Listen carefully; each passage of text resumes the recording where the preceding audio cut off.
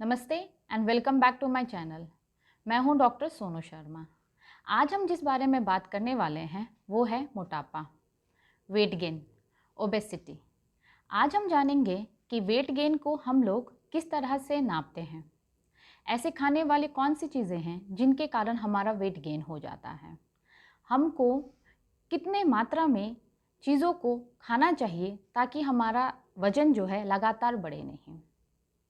इसके अलावा हम जानेंगे कि होम्योपैथी में ऐसे कौन सी मेडिसिन हैं जिसके हम लोग वेट जो है अपना रिड्यूस कर सकते हैं। तो अपनी वीडियो को स्टार्ट करने से पहले मैं आपसे रिक्वेस्ट करना चाहूँगी कि प्लीज़ मेरे चैनल को लाइक कीजिए, सब्सक्राइब कीजिए, शेयर कीजिए।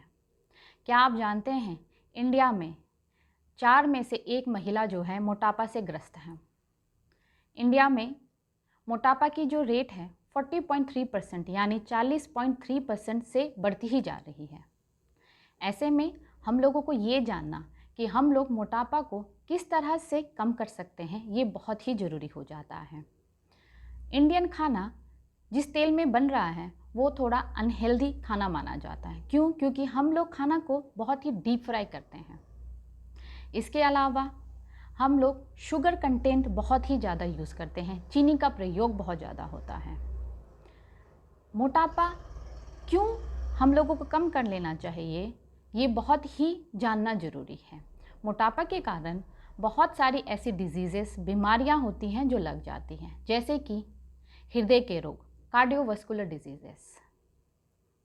इसके अलावा हाइपरटेंशन और थायराइड का इश्यू होना, डायबिटीज़ होना, जोड़ों घुटनों में दर्द होना, ये ऐसे कॉमन सी इश्यू हैं जो मोटापा के कारण पेशेंट में देखी जाती है।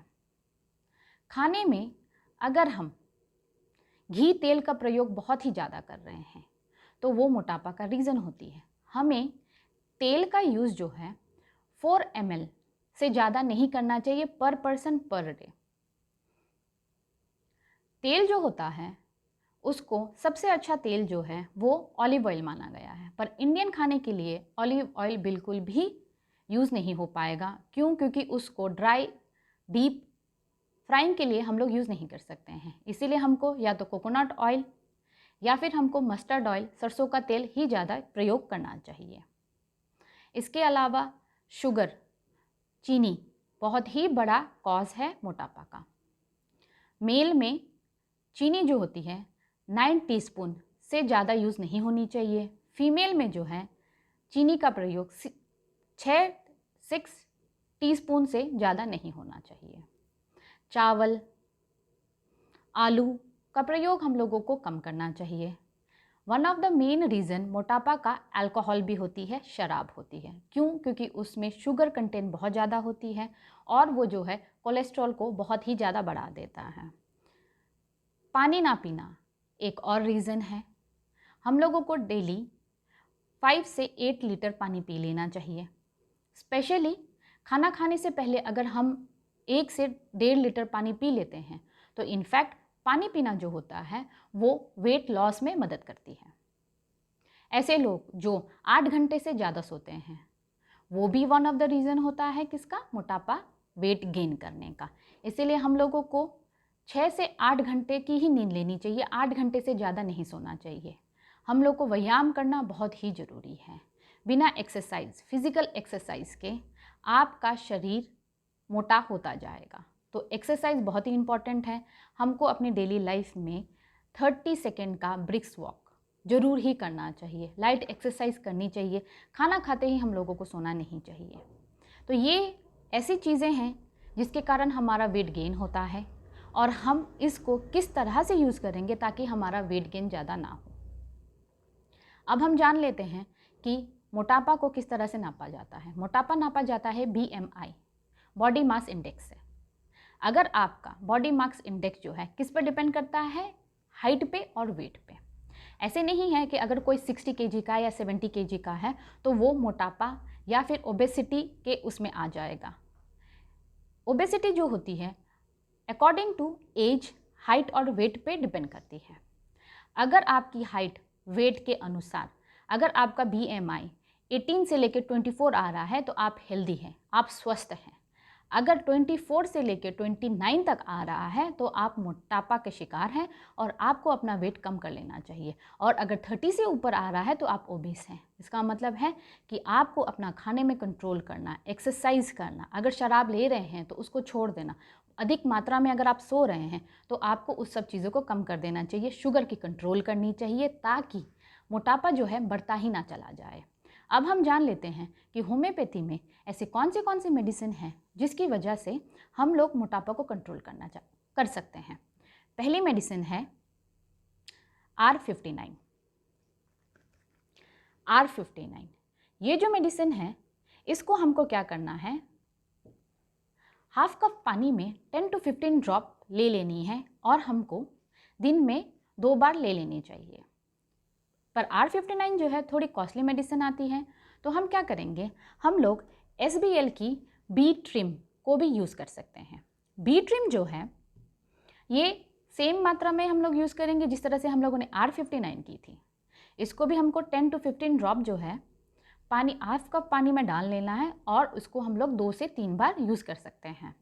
इसके अलावा हमको कॉन्स्टिट्यूशनल मेडिसिन लेना बहुत ही ज़रूरी होता है कि हमको ये देखते हुए कि हमारा मोटापा जो है उसका फ़ैट का डिपोजिशन कहाँ हो रहा है और हमारे फ़ैट के कारण क्या क्या हैं। अगर हम लोग अल्कोहल यानी शराब के कारण अगर हम लोग मोटापा के शिकार हैं तो हम लोगों को नॉक्स वोमिका 30 का यूज़ कर लेना चाहिए।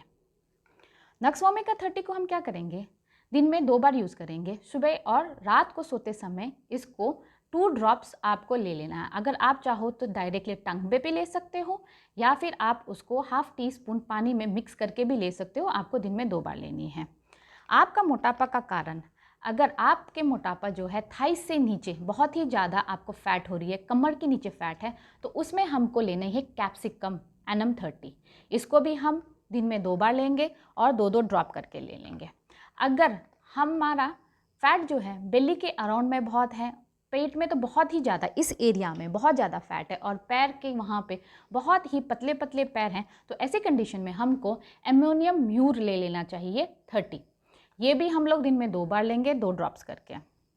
अगर मोटापा जो है वो आपका आफ्टर प्रेगनेंसी है, यानी ऐसी औरतें जो माँ बनने के बाद में मोटापा की शिकार हो जाती हैं, मोटापा से ग्रस्त हो जाती हैं और जिनको PCOD का प्रॉब्लम है, तो वो उन लोगों को ग्रेफाइटिस 30 ले लेनी चाहिए। और वो भी सेम वे में यूज़ करेंगे हम लोग, कैसे 2-2 ड्रॉप करके हम लोग को दिन में 2 बार ले लेनी चाहिए। या फिर अगर आपको गैस्ट्राइटिस के कारण क्या हो रहा है कि पेट फूला फूला लगता है और इस एरिया में अगर हमको बहुत ही ज़्यादा फैट का डिपोजिशन है तो हमको लाइकोपोडियम 30 का यूज़ कर लेना चाहिए। ये सारी मेडिसिन जो मैंने आपको कॉन्स्टिट्यूशन से रिलेटेड बताई है, इनको आपको क्या करना है, इन मेडिसिन को प्लस आप क्या कर सकते हो, R59 या फिर आप SBL की बी ट्रिम को यूज़ कर सकते हैं। दोनों को आपको कम्बिनेशन में यूज़ करनी पड़ेगी और ये मेडिसिन जो है आपको एटलीस्ट 2 मंथ तक यूज़ करनी पड़ेगी। ऐसे नहीं होगा कि आप सिर्फ मेडिसिन का प्रयोग कर रहे हैं और आपका वेट लॉस हो जाए। इसके साथ में ऐसी चीज़ें जो मैंने आपको बताई है, स्पेशली खाना, हमको कौन सा खाना चाहिए, नहीं खाना चाहिए, उसका आपको ध्यान देना है। आपको पानी ज़रूर पीते रहना चाहिए। आपको 8 घंटे से ज़्यादा नहीं सोना चाहिए। हम लोग को ब्रिक्स वॉक्स करना चाहिए। इसके अलावा हमको व्यायाम करना बहुत ही ज़रूरी है। इसके अलावा हमको क्या करना है, नॉन वेज का इंटेक हम लोग को कम कर देना है। अगर आप नॉन वेज खाना चाहते हैं तो आपको उसको बहुत ही मसाला और तेल में नहीं बनाना है। उसको आप सूप के फॉर्म में पानी में बॉईल करके आप उसको खा सकते हैं। अगर आप ऐसे एरिया से बिलोंग करते हैं जहाँ पे राइस का प्रयोग बहुत ज़्यादा होता है तो आप per day half cup of rice को यूज़ कर सकते हैं, उससे ज़्यादा आपको नहीं करना चाहिए। इसके अलावा पोटैटो हो गया, आलू हो गया, उसको आपको छोड़ देना चाहिए। अल्कोहल का प्रयोग हमको बिल्कुल भी नहीं करना है। Alcohol one of the main reason माना गया है। और किसके साथ में, खाने के साथ में। अगर हम लोग अपनी बॉडी की ज़रूरत से ज़्यादा खाना खाते हैं तो वो भी मोटापा का कारण होता है। आशा करती हूँ आज के वीडियो में मैंने जो भी आपको बताया है उसका आपको ज़रूर फ़ायदा मिलेगा। Thank you so much.